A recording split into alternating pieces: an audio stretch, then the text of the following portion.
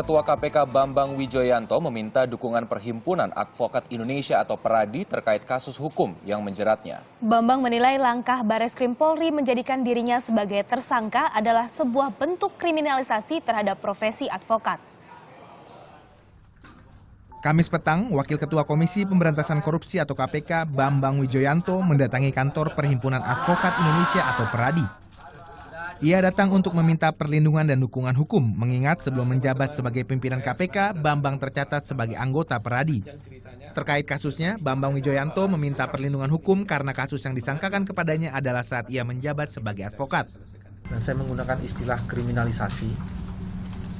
Tapi yang poin yang kedua sebenarnya yang polisi lupa, saya ini lawyers yang sekarang kebetulan menjadi pimpinan KPK. Dan ketika kasus yang dijadikan dasar sangkaan itu, kapasitas saya dalam kapasitas sebagai lawyer. Sementara pihak PERADI menganggap kasus yang menjerat Bambang sebagai kriminalisasi profesi dari advokat.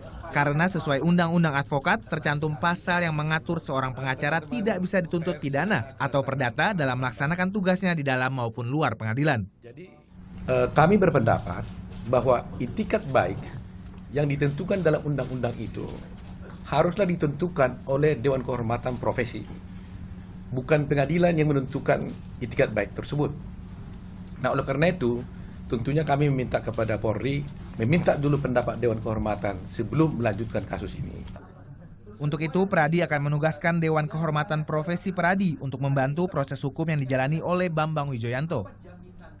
Bambang Wijoyanto ditetapkan sebagai tersangka oleh Bareskrim Polri atas kasus pengaturan kesaksian palsu pada sengketa Pilkada Kota Waringin Barat, Kalimantan Tengah tahun 2010. Saat itu ia masih berstatus sebagai kuasa hukum Ujang Iskandar yang akhirnya memenangkan sengketa tersebut pada sidang di Mahkamah Konstitusi pada tahun 2010 silam. Theo Hernarvandi melaporkan untuk NET.